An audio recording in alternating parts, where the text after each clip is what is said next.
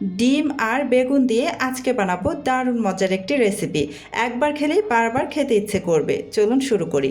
প্রথমেই চুলা একটা প্যানের মধ্যে দিয়ে দিলাম কিছুটা পর্যাপ্ত পরিমাণে সয়াবিন তেল। তারপর দিয়েছি হাফ কাপ পরিমাণ পেঁয়াজ কুচি, 3টির মতো কাঁচামরিচ ফালি করে দিয়ে দিয়েছি। এবার দিয়ে দিচ্ছি একটি বেশ বড় সাইজের পাকা টমেটো। এবার সব কিছু নাড়াচাড়া করে কিছুক্ষণ ভেজে নেব। এমনভাবে ভাজতে হবে যেন কিছুটা নরম হয়ে আসে।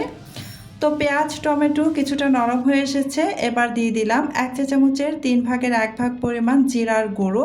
দিয়ে দিচ্ছি হাফ চা চামচের থেকে কিছুটা কম হবে হলুদের গুঁড়ো।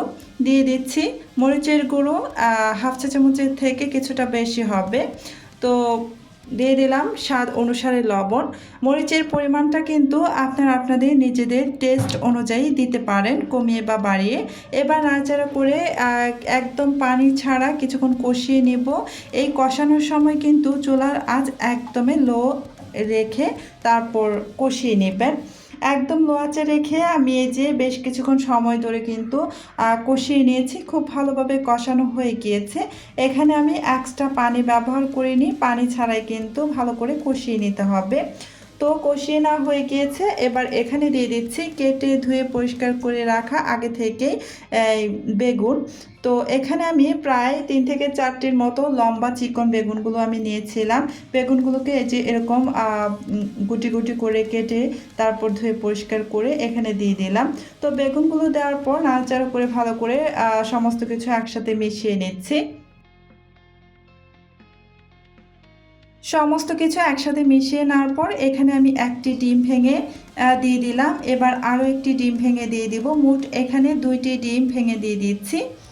তো ডিমটা ভেঙে দেওয়ার পর নাড়াচাড়া করে কিন্তু মেশাবো না, ঢেকে রেখে দেব ডিমের উপরের অংশটা একদম সাদা হয়ে যাওয়া পর্যন্ত। তো দেখতেই পাচ্ছেন কিছুক্ষণ ঢেকে রান্না করার পর ডিমের উপরের ভাগটা একদম খুব ভালোভাবে সাদা হয়ে গিয়েছে।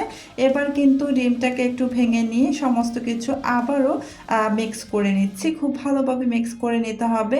আর অবশ্যই এখানে কিন্তু পানি ছাড়া রান্নাটা করে নিতে হবে, একদমই পানি ব্যবহার করা যাবে না। যদি পানি ব্যবহার করেন তাহলে কিন্তু রেসিপিটা ভালো হবে না, খেতে ভালো লাগবে না।